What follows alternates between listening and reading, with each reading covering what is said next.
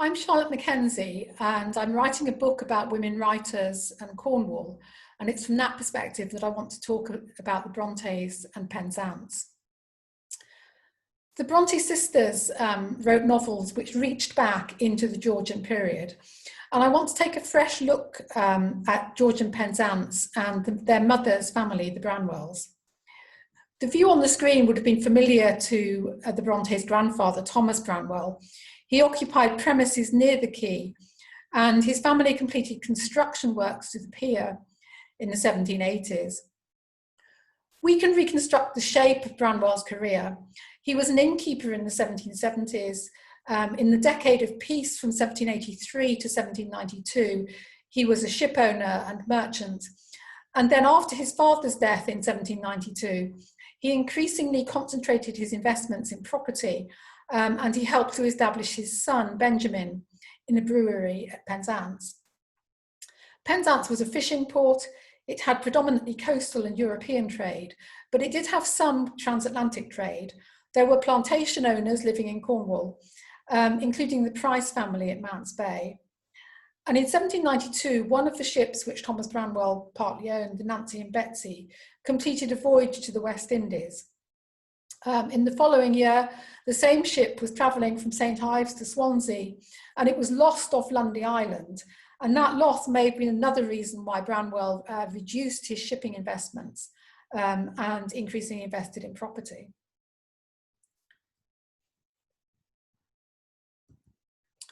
One of Branwell's fellow ship owners was Lazarus Hart, who was the son of Rabbi Abraham Hart. And you can see the painting here by John Opie, which is thought to be a painting of Rabbi Abraham Hart. Penzance was in some ways quite a cosmopolitan community. And in 1791, the Penzance Ladies Book Club bought a copy of the African abolitionist Olaudah Equiano's narrative. And increasing numbers of people in Cornwall were becoming supporters of the campaign for abolition of the slave trade. In 1792, it was estimated that 12,000 people were supporting the boycott of West Indian sugar, and that included the Methodist societies to which some of Thomas Branwell's relations belonged. We know that Elizabeth Branwell, the aunt who cared for the Bronte sisters, could hold her own in opinionated discussion.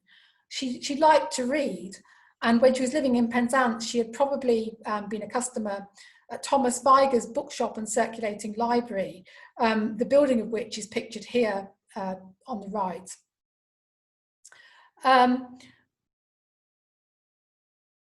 In 1792, Margaret Branwell, Elizabeth's sister, had married the printer Charles Fisher, and the sisters would probably have known and met local writers, including local women writers.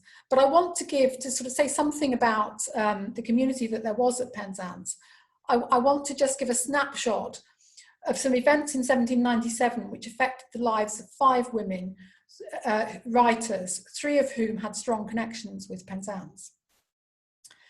So in 1797, second Josiah Wedgwood appointed Everina Wollstonecraft, Mary Wollstonecraft's sister, as governess to his children. And before she went to the Wedgwoods, Everina went to stay with Mary in London. And we know from a letter from Mary Wollstonecraft to William Godwin that while she was staying in London, Everina spent the day with Anne Batten Crystal, whose mother had been born at Penzance. And Anne Batten Crystal in 1795 had published a volume of poetry, and her uncle lived at Penzance. So the fact that Anne Batten Crystal had published a volume of poetry is something that would have been well known in Penzance. Soon after Everina started working for the Wedgwoods, Mary Wollstonecraft married William Godwin, and in September, Mary Shelley was born. The placenta failed to deliver, and Mary Wollstonecraft was nursed by Eliza Fenwick. When Mary died, Everina travelled to Ireland and made plans with her other sister, Eliza Bishop, to adopt Mary's children. The Wedgwoods came down to Penzance for the winter of 1797, and they appointed Tamsin Dennis from Penzance as a governess to succeed Everina Wollstonecraft. Eliza Fenwick, who had nursed Mary Wollstonecraft, was the daughter of Peter Jacko, a Methodist preacher from Newlyn. And Eliza Fenwick lived in Penzance in the early 1800s after she had published her novel, Secrecy. Tamsin Dennis, after she returned home from being a governess at the Wedgwoods, also wrote a novel which was published by Joseph Johnson in 1806. And so, although some of those events that I've been talking about were outside of Cornwall and took women writers away from Cornwall, they were events which were known about in the local community at Penzance. The fact that women, whose families came from Penzance and who spent some time living in Penzance were writing is something that was well known within the local community. Women were expected to work, and Jane and Elizabeth Branwell both lived quite independent lives. They had friendships.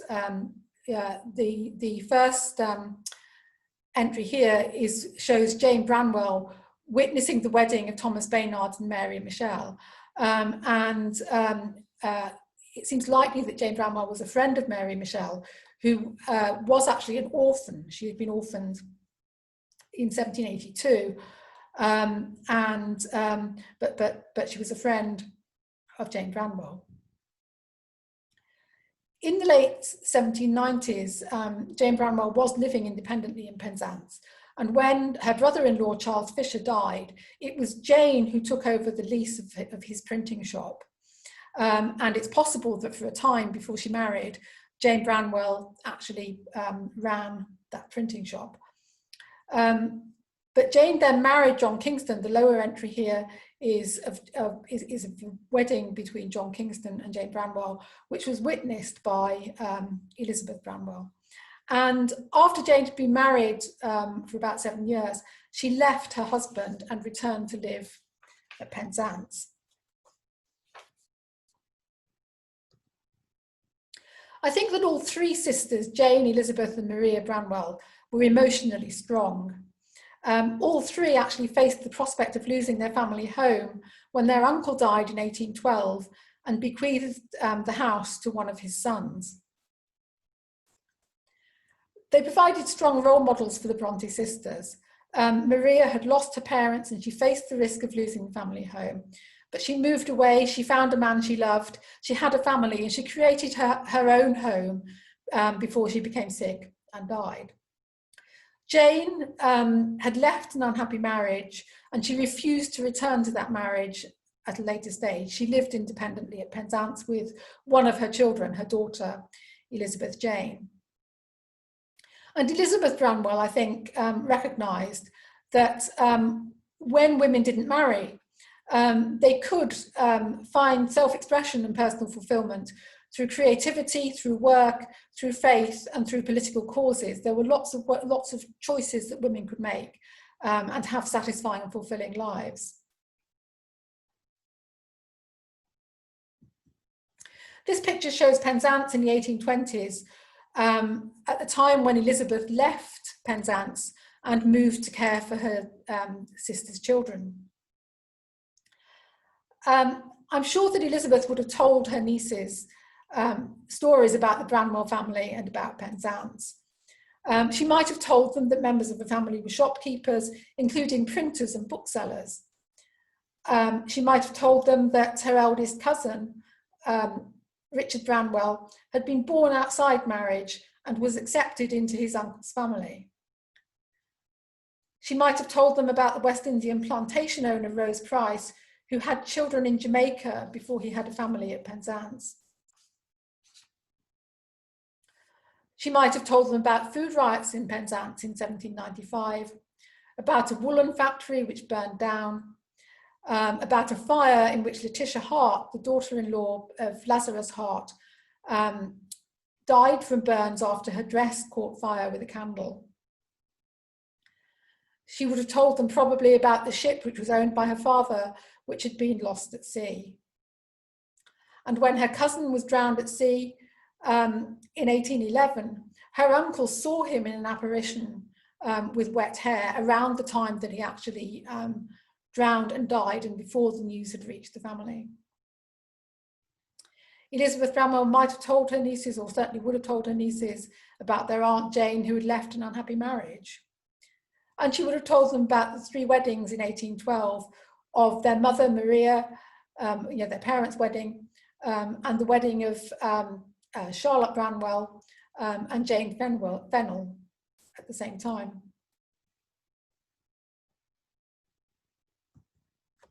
After Elizabeth Branwell died, Charlotte Brontë was in direct contact with relations in Cornwall. The picture here shows what I think was the Branwell property on Causeway Head, which in 1808, when Thomas Branwell died, was occupied by a butcher called Michael Rowe. But the 1844 tithe map and book shows this property as belonging to Mrs. Kingston, Jane Kingston, and being occupied by Benjamin Aaron Selig, who was a watchmaker. And Selig later emigrated to Australia, where he was the rabbi in Melbourne. But it's quite a good illustration of the fact that Jane Kingston and her daughter Elizabeth Jane both sought to live very independent lives in Penzance. And at a later stage, Elizabeth Jane Kingston, Jane Kingston's daughter, did actually run a bookshop and library. It probably wasn't particularly successful, but it does show that the family had a continuing association with book trades.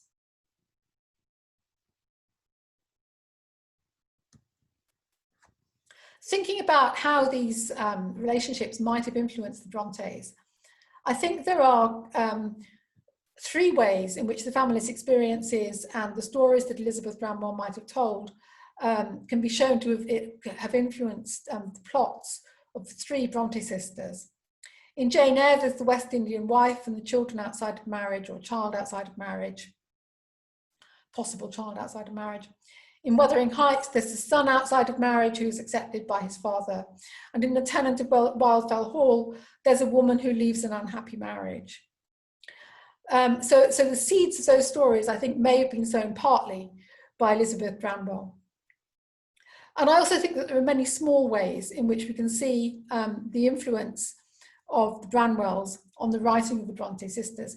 In particular, I think that Charlotte Bronte's feelings towards her aunt, Elizabeth, may have softened as Charlotte Bronte moved towards the possibility of marrying and having children herself.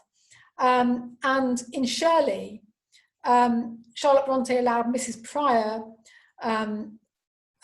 to reveal herself as Caroline Helston's mother. And then in Villette, when Lucy Snow feels at home at her godmother's house, and Elizabeth Branwell was Charlotte Bronte's godmother as well as her aunt. Lucy Snow feels at home in her godmother's house in a room which is like a Cornish mermaid's cave. It's the colour of sea foam with plasterwork like shells and red cushions like coral. And so I think you can see elements of things that Elizabeth Branwell may have said to the Brontes, which come through their work and the remarkable novels that we still enjoy reading today.